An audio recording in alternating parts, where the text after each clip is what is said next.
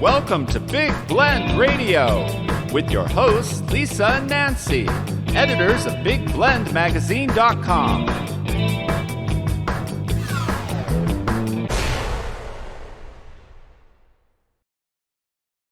Hey, everybody. Welcome to Big Blend Radio's Soul Diving Sunday Show with Shelley, Whizin.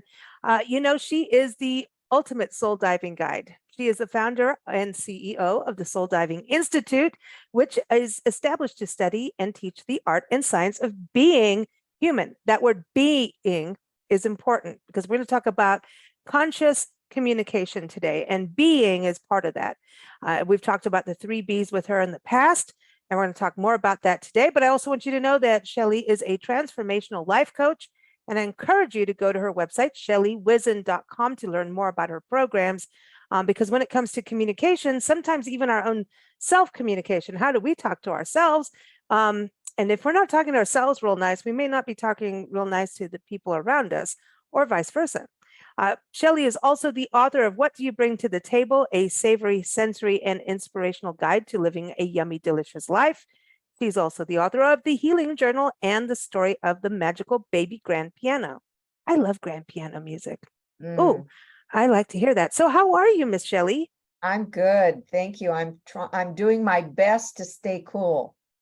Well, we're in Arkansas it is warm, but I'll tell you what, in the morning you wake up and you have these beautiful rose mallow plants that open up, these sunrises, and I got a donkey to hang out with and 2 farm dogs. So life is good, and communication is key. The donkey will tell you when it is 5 o'clock on the dot because it is time for his treat and next bale of hay. Right. Communication, just with the animals, is kind of an interesting thing. But I like that we're talking about communication. Do you agree with me about if we're not talking nice to ourselves, we're not talking nice to others, or faking it, maybe? Well, that's an interesting dilemma and dichotomy, because sometimes we talk nicer to other people than we do ourselves. Mm-hmm. And we're kinder to other people than we are to ourselves. But when you do want to communicate with somebody, it's really important to stay conscious about it, because what's your intention? Teaching the Twilight Brigade, which is an end-of-life training, teaching people how to sit with veterans who are dying. We teach them an exercise. It's an active listening exercise. And there are 2 rounds to it. And the first one, you ask them what their where they were born, what their heritage, all the factual stuff. And the second time, and then you actually express it to the group. You tell them what your partner is. So you give them information about your partner that you just gained. The second time, we have people open their hearts and we ask them questions through a different lens.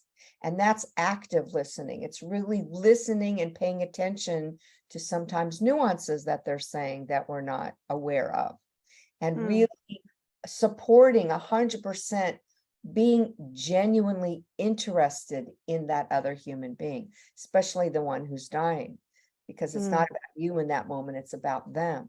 So conscious communication is a way to be present with ourselves and with each other, so that we can actually hear what the other person is meaning, not just saying, but meaning. I want to go, you've got a great article, and everybody, it's up on blendradioandtv.com right now, but everything like Shelley's website and the article are in the show notes, so you can link through from there. And you talk about there's a power of conscious communication and how it builds deeper connections. And you talk about some of the benefits of this. One is building trust. There's conflict resolution. Ooh, that's important. And enhanced understanding. So, you were just talking about that enhanced understanding, but conflict resolution. Ooh, that's a huge deal, because that can maybe save a relationship, in a business relationship, a personal relationship, a family relationship. You know what I mean? Exactly. The thing that we all have in common is that we're human. we have that in common, regardless of the role we play, regardless if it's family, friends, or professional, because we all are human and we each have our own human experiences, and we each react or respond depending on what filters we use when we're hearing something. Right. If we have wounds, let's say, then those filters are going to come up. And if somebody hits those wounds by what they're saying, even in how they're saying what they're saying, the tone they use in their voice. So when we allow and hold the space for each other to have our human experiences without judgment, then we're able to hear it in an objective way instead of a place where we're imposing our ideas upon what they're saying. And thus the conflict resolution, allowing each person to say what they say, feel what they feel, and see what they see in the way that they see it, and go, and bring curiosity into it. That's interesting that you would look at it that way or feel that way. Tell me more about that. And then you're validating each other's experience of whatever it is you're talking about. And what about the person who talks over the other person? You know, because that's a big deal. I know Nancy and I do it, and we're a mother-daughter, so we drive each other nuts. And then we have to sit there and say, okay, sip on your wine while I talk, and then the other one gets to sip on their wine. And when the one person's talking, no wine sipping.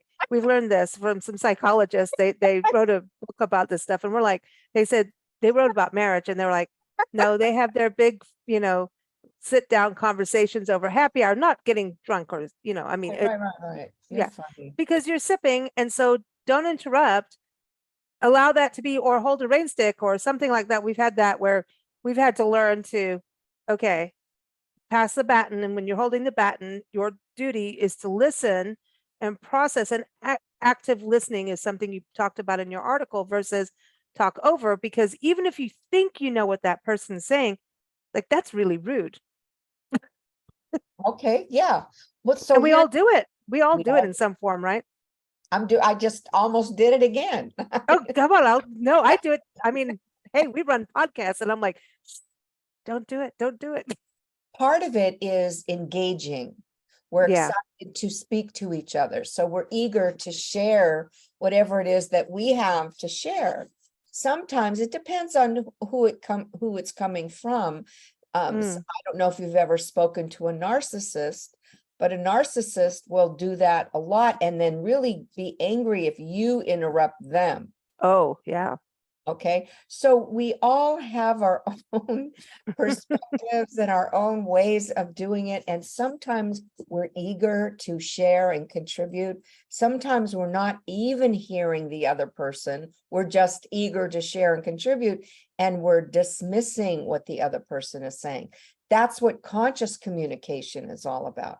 To be aware of, to read the nuances, to read what's going on when you're communicating with somebody, so that you're not just monopolizing the conversation and it's a one-way thing and you don't even need somebody to talk to. And no one actually meant, and a lot of times people like that don't mean it. They're just, oh, I know, you know, I'm like that too. Oh, you're going to Arizona? Oh, I'll tell you where to go. You know, exactly. You know, and then Nancy will go, I'll tell you where to go if I don't like you. You know, but there is, I mean, communication is such it's everything. It is everything. And I think, like what you said, we're all human, come from that place. We're not perfect. And I think that's the first thing of it. None of us are perfect, but being conscious. I want to just go back to the 3 B's, because can you just give an overview of that again for new listeners? Yeah. The thing about the 3 B's is, the 3 B's are believing, behaving, becoming. Believing is the basis for every single thing we do in life. What it is we believe in. What do we hold true as those beliefs we carry with us in our life? And they determine how we behave, which is the second B.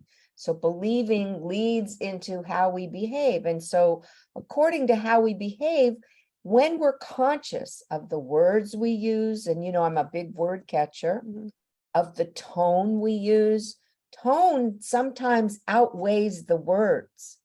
Tone is an underlying energy that colors the words that we're using, depending on what we want to color them with.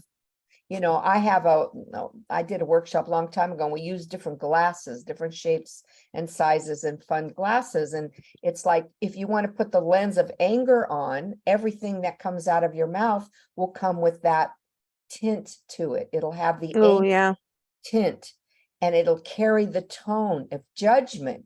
When we carry judgment when somebody's speaking, we carry a tone when we respond or react to something. React is usually something that's triggered us, and we're reacting to it rather than responding. And it's kind of a left brain, right brain thing, right brain, left brain thing. So when we're conscious of the words we use, the tones we use, and how we present ourselves and what we're doing, then that determines who we become, what kind of human being we become. Are we a kind human being? Are we a patient human being? What kind of human being are we? Are we a human being that cares about the highest and greatest good? Or are we a human being that cares only about ourselves and greed and, that kind of thing? Do we have to write that down in a journal somewhere? Like, I'm like all about me. It's me all the way. Like, there you go. Well, what I find very interesting about what you're saying is it is almost like an art form. Yeah. Right. It goes to the art of living. Right. Yeah. And what you're talking about, colors and things like that, it's like an artist's palette. Even, there's the whole psychology of music and art that go hand in hand. The color red, right? Like your red, the red that you're wearing right now is not an anger red. It's a deeper tone, yet still bright and cheery. It's more of a, hey, I am confident red.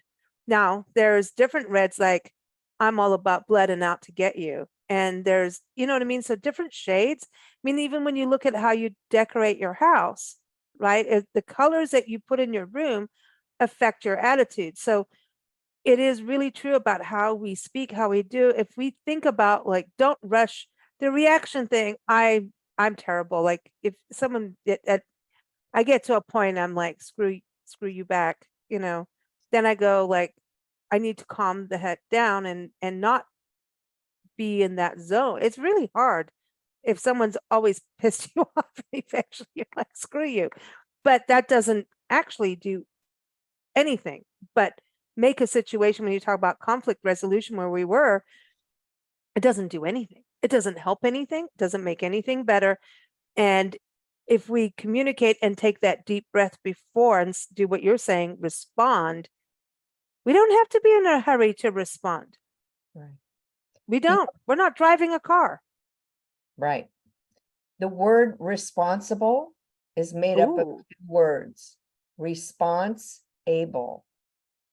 When we take responsibility for our responses, or the way in which we say things, we own our part, then we become responsive, not reactive.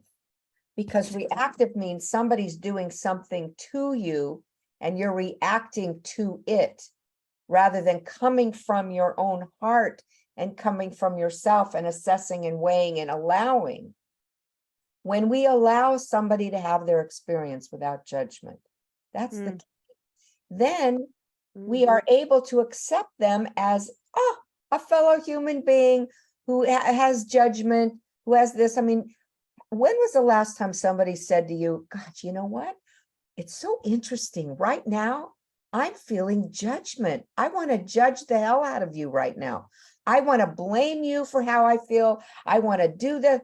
Isn't that interesting? If we could even talk like that. And no, people just normally go, you suck.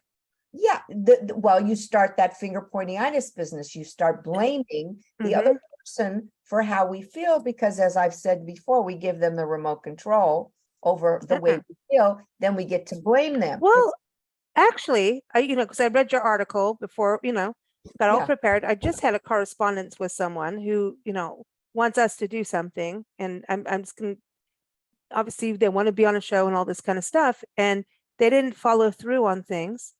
And then they keep emailing over and over about this. Can you have this? I said, weeks ago I answered this and you haven't followed through. Oh, well, can we do this without that? And I'm like, no, we don't. We don't put anything on our shows. We don't promote products. We don't do anything like that unless we know about them. Of I would course. never promote a product Of or course. a hotel or anything unless we've done it ever. We have an integrity line, and that's that. And then, can't you just do the thing? I'm like, no. So I emailed and I said, I'm sorry. I'm having a hard time with this correspondence. You've dropped the ball, but you keep sending me the same ask, but not corresponding with my initial.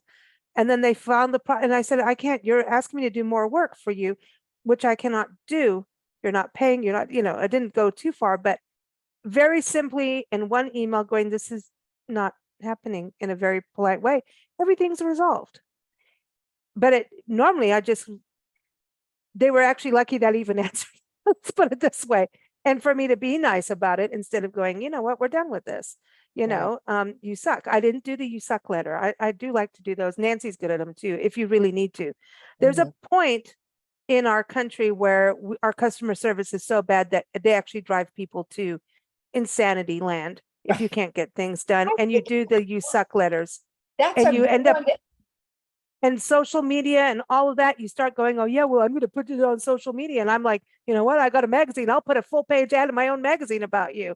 And I haven't, but our company culture needs to change. When we talk about communication, I would like to, we're going to have to do a whole other episode on this. Oh, communication. This is a whole other segment, but this is interpersonal. But I mean, I just answered really nicely and said, look, hello.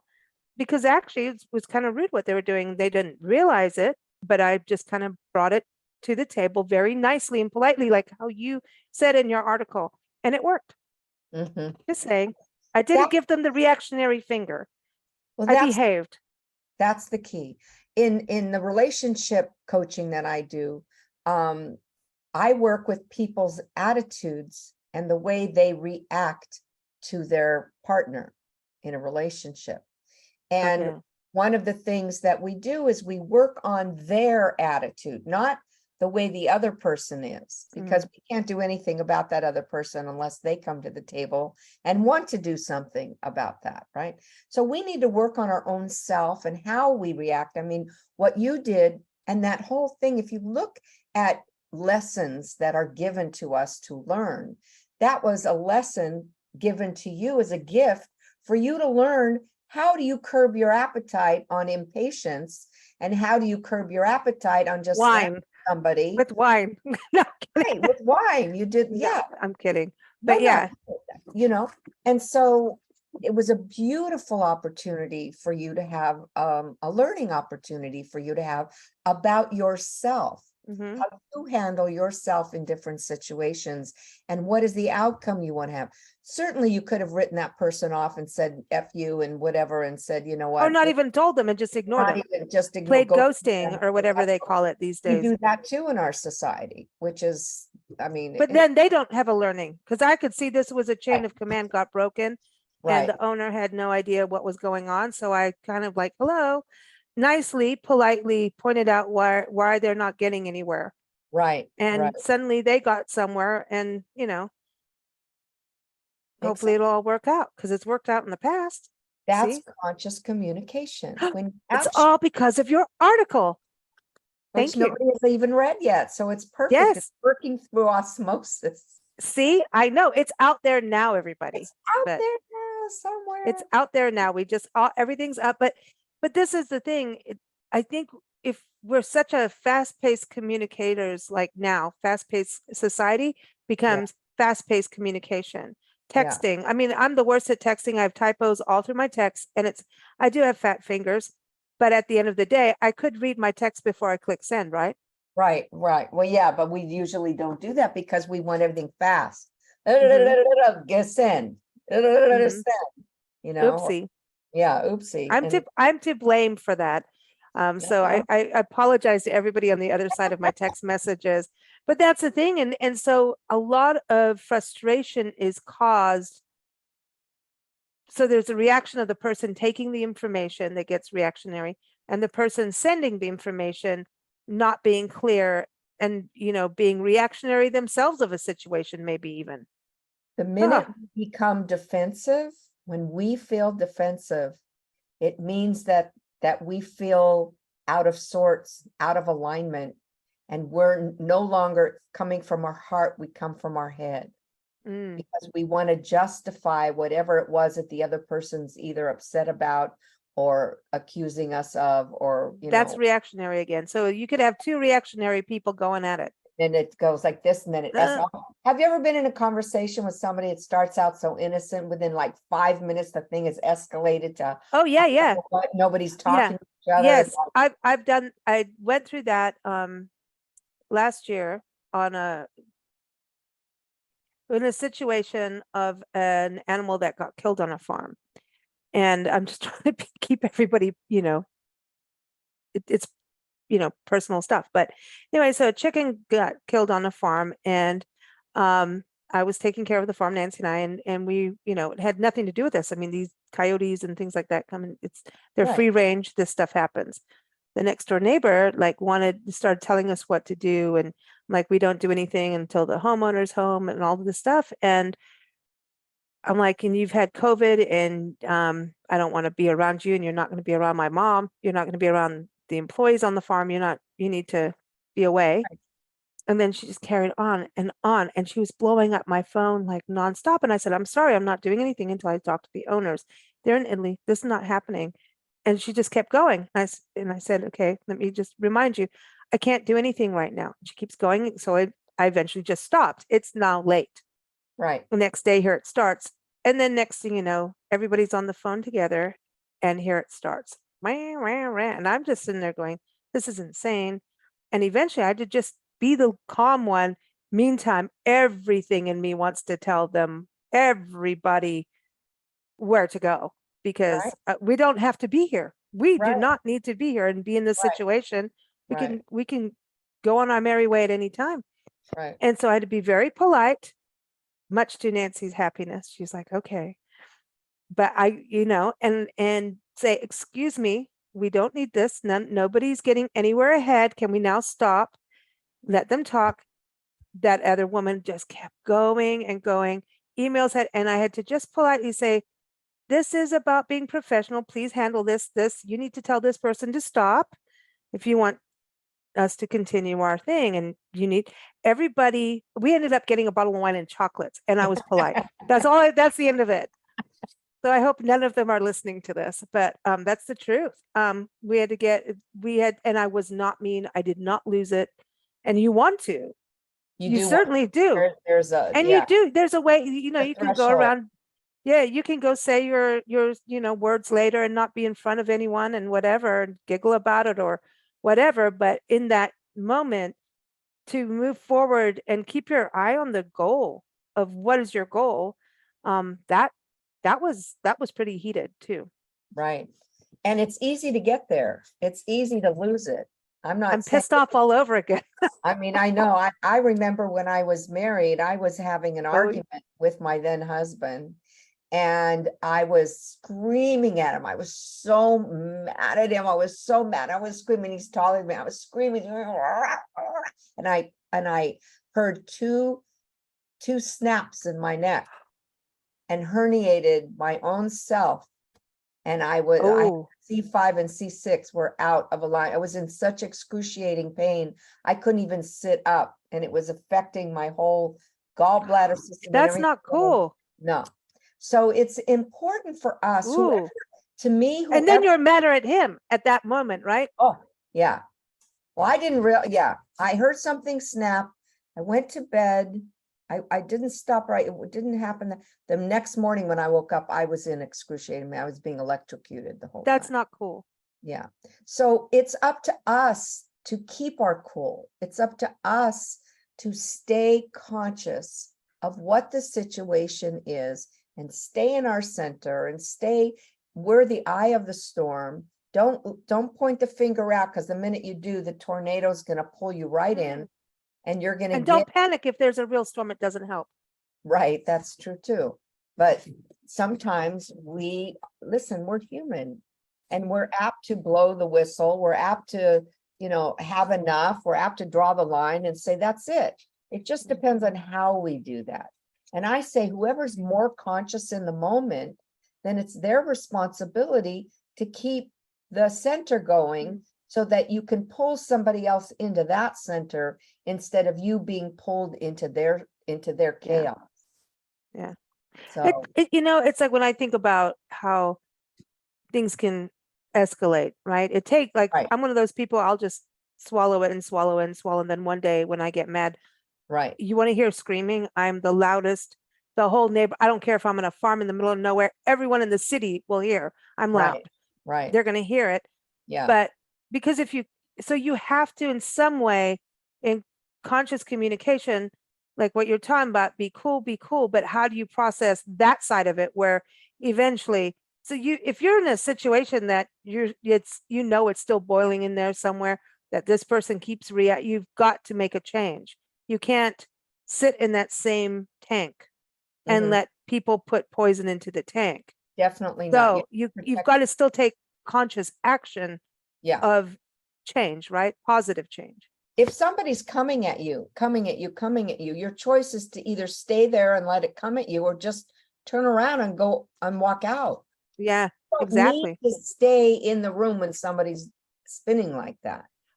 Do you know what's really interesting? We were just talking this Ward Heinrichs attorney, San Diego attorney Ward Heinrichs was on our show, and there's actually a legislative bill in California right now, employment law bill, that if your boss starts spouting political or religious things to you, and you as an employee don't want to hear it, you are legally allowed to turn around and walk away, not comment back. Because I was asking, well, don't you want to, I had your article. I'm like, don't you want to say, well, screw you, I don't believe this or whatever?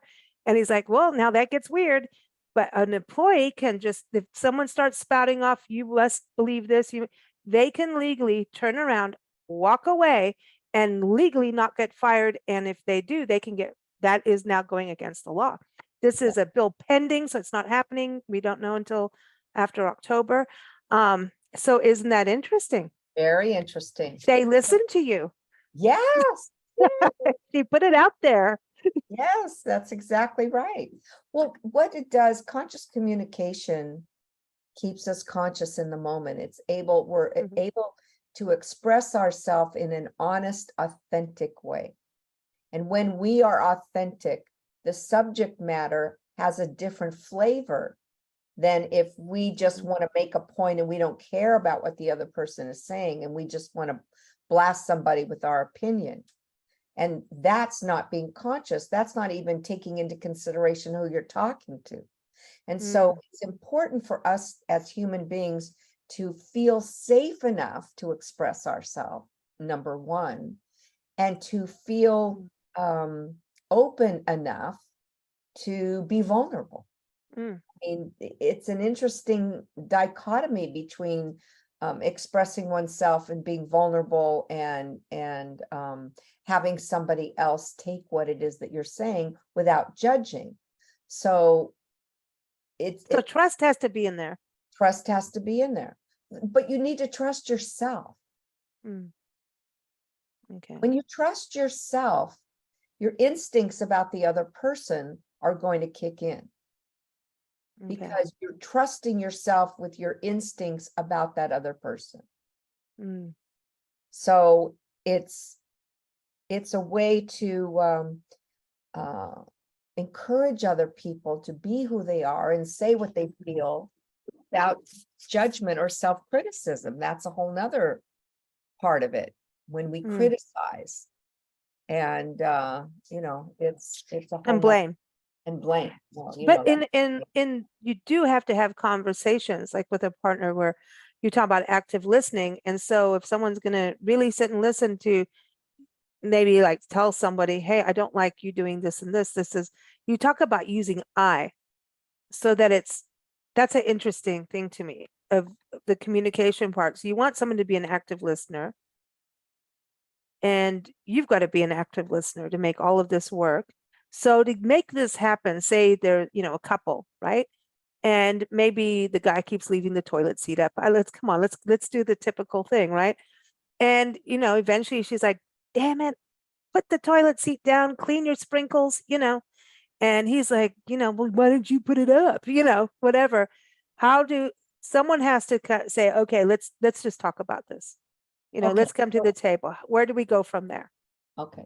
So here's the way I look at that. It's important to come from the I. What is your experience in whatever it is you're experiencing? When we start using the word you this, you that, you this, that, what are we doing? We're blaming. We're doing finger pointing-itis. We have that disease where we don't want to take responsibility. Even if you do this, even it doesn't really matter anymore about what your hand is. Right. It's whatever. Yeah. Your body says it. That's right. So to stop the blame and to encourage conscious communication, what we get to do is we get to come from the I perspective. Maybe it's, I just want to share with you that my experience of leaving the toilet seat up, my experience, I feel yucky. I don't like it when somebody wants to come into my bathroom. It makes me feel yucky. I don't like it. So, if you can remember to put the seat down for everybody, there's more than one person in this. And yes, we keep the seat down because we're women, and I don't know if you've been to bachelor houses or bachelor apartments or anything like that. I don't know if they keep the toilet seat up all the time. I don't know. I mean, I've not, really paid attention to that. But the point is, regardless of the toilet seat, my experience of when you yell and scream, my experience is I shut down. I don't want to communicate with you. I don't want to be intimate with you because it scares me. It touches a wound in me, and this may not have anything to do with you, but when this happens, I feel scared. I go back into my little girlhood where my mom used to yell at me, and it makes me feel I'm going to get in trouble. So it triggers something in me. When this happens, it triggers something in me. And if somebody's doing something to irritate you, and if they're constantly interrupting you and they're not really listening, they're dismissing what you're saying, I feel dismissed. I want to have a healthy communication with you and relationship with you, but I feel dismissed in our conversations. I don't feel heard. I don't feel heard. So what you're doing is you're taking responsibility for your response and reaction and feelings towards something, and yet you're not blaming, but you're pointing out that maybe they can do something a little different, or maybe you need to do something a little different because you're the one who's being bothered by it. But it's up for discussion. Hey, I've fallen into a toilet over that. So anyway. Really? It's happened. When you think there's a seat and then you just automatically sit down. Right. Exactly. Yeah. Anyway. Yeah. You can't. So I would go, hey, I fell in. Thank you. Right. There you go. I had an experience once where I fell in. Okay. So yeah, that was years ago. I mean, teen years, but yeah, teen years of shenanigans. But I think, it's really important about, and maybe would you write something down before you told someone so you could get whatever you want to, you know what I mean? Get to the point, maybe really think about it. Don't just, half-ass it. I would write something down. If you're not sure of how to approach somebody, I would write it down, at least get it out of you first, so that the charge of whatever is going on is gone. It's not in there so much. When we write it or we speak it, we let go of the charge, the energetic charge to the feeling that we have. And then it kind of subsides it. It's like a, what do you call it? The pressure cooker. When you just touch the top of the pressure cooker, the steam gently comes out of it. And so that's what happens to us when we let it out a little bit at a time, or we write it out. Sometimes we need to write out all the anger. I mean, I remember doing an exercise with a mentor I had, and I had to write a letter to my mother. Well, oh my God, I blasted her in that letter. She had passed away, but I blasted her in that letter because I was so angry. I still had so many feelings from my childhood that were just so confusing, but filled with anger. And then I just blasted her. And then as I'm writing, I'm starting to write. I find myself starting to write. I wish you were softer, and I wish this, and I wish that, and I wish we had a better understanding and a better communication. I mean, when two people are conscious, it's just the most, like what we're doing right now. This is conscious communication. We're exploring what communication is. We're exploring what consciousness is. We're diving into the meat of being human. What makes us up, and how do we handle it, and what are the gifts we have, and how what are we going to do with those gifts? And well, I think a lot of this is stress too. I think communication, like I said, it's almost like we're like fast food communicators. It's like drive-through, drive-by, bam, bam, bam. And I'm seeing this in a lot of correspondence. So I definitely want to do a business show on correspondence, because I know, and I'm guilty of it. Like how, where people just the drive-through, not really thinking about what was said to them in an email or, customer service card. Oh my God, the communication and cut tone. I'm already reactionary. I'm pissed off all over again about purchasing my computer. I can't help it. No, but anyway, you know what I mean? Those things where you can take you can ruin your business over it. You can ruin personal business relationships. Things could be so much better when you're talking about I wish, it's almost write that first in a way. I wish, and now let's see where it's not. But I think if our stress levels are so high, we become reactionary because of the stress. So we have to kind of cut the stress first, like you're saying. So write it down, because that's what I see people being just so, they're stressed out. So everything's fast, not conscious. You can be fast and conscious. I mean, I've been through world emergencies, wildfires, hurricanes, all of that kind of stuff. Right. A ton.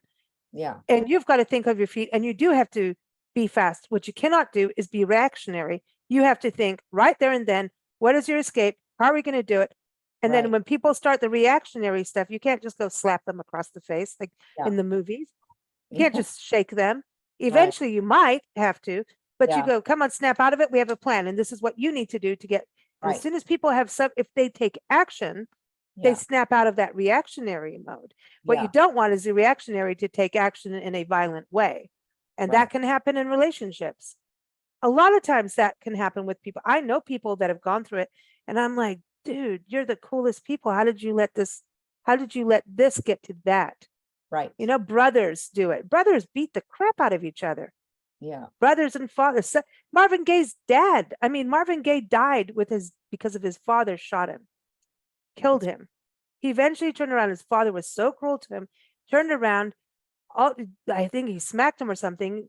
Back, he just had enough. Snapped, hit him, and his dad shot him and went to jail, and Marvin Gaye's no longer. I mean, that sucks. You don't want to be that. It doesn't. And Marvin Gaye is not necessarily an abusive human being. Right. He just had enough. Right. Look at road rage. That happens. Oh my God. Just like that. And they take away the fun of giving people the bird. We can't give the bird anymore because they'll chase you down and shoot you. Right. Come on, the bird was fun. Right. And the other thing I wanted to mention, what you were talking about, is everything is so fast paced. And everything is shrinking. Words are shrinking. We have abbreviations for almost every single word now, especially in text, and now it's thanks for the convo, conversation. They don't even say conversation. They take any more than 2-syllable words and bring it down to 1 syllable. And then we have to Google what the hell they meant. Exactly. So there were so many abbreviations. There was something I didn't even know. Well, I know an eggplant will never be an eggplant again. Sorry, I had to do that. Peaches or peach. Okay, yeah, right. You can't. I mean, it's like going. We're back to the Rosetta Stone.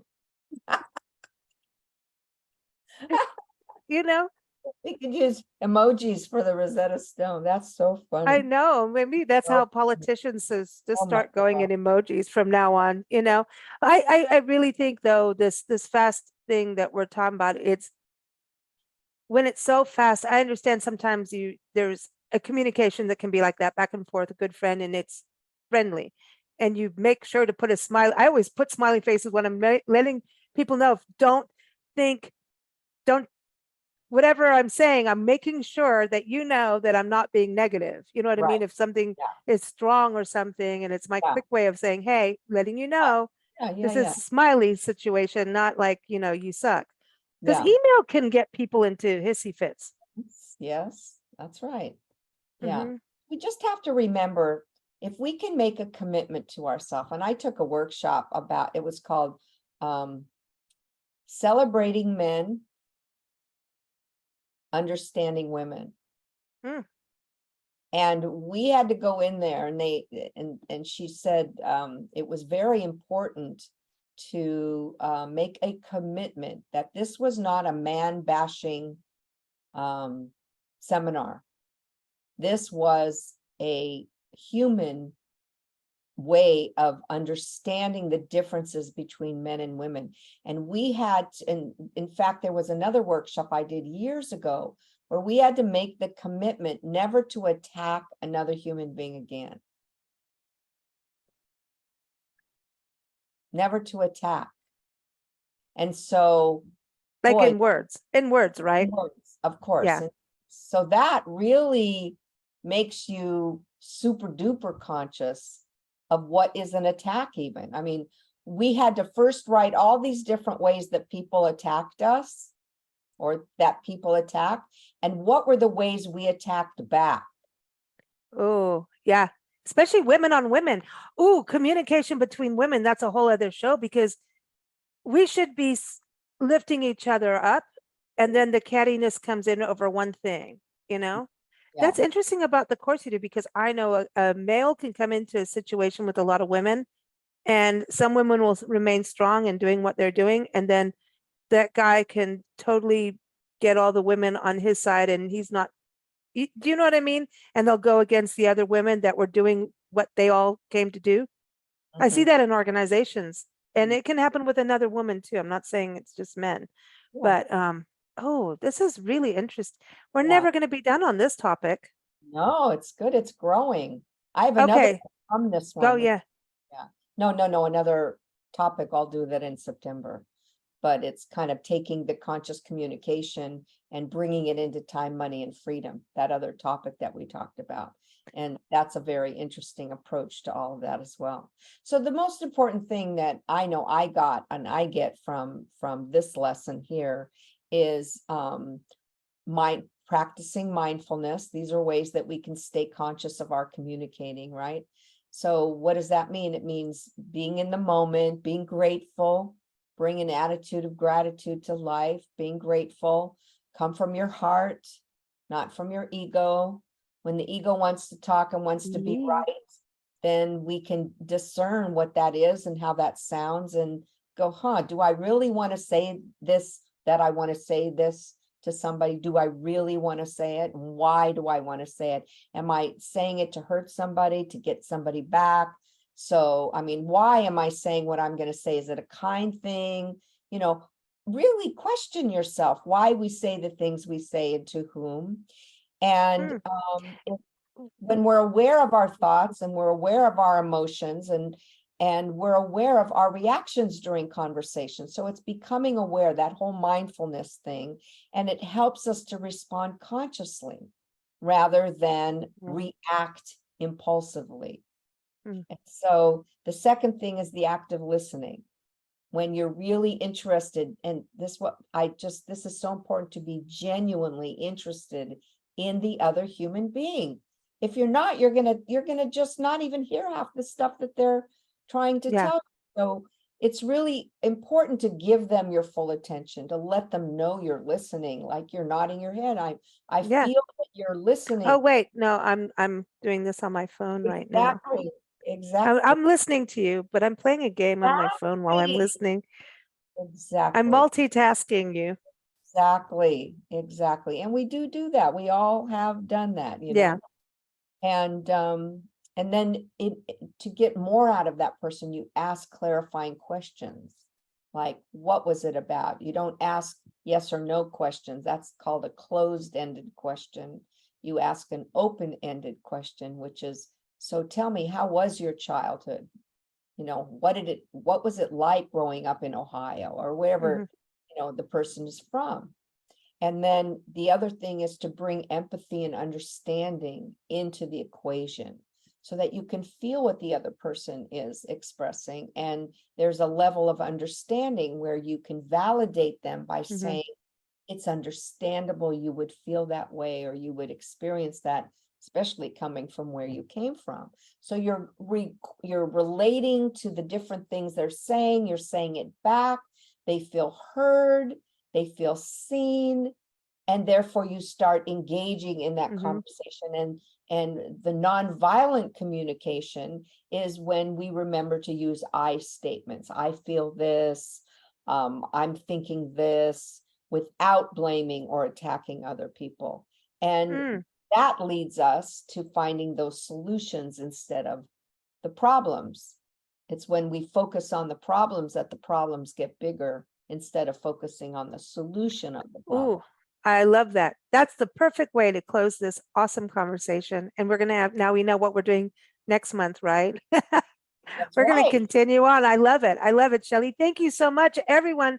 Again, keep up with Shelley at ShelleyWhizin.com. She's got amazing courses, and one of the best ones is creating a yummy, delicious life. You can find out all about it at ShelleyWhizin.com because she wants you to say yummy, delicious. So if you're pissed off and wanting to be reactionary with someone, just say yummy, delicious, and it'll get you right back.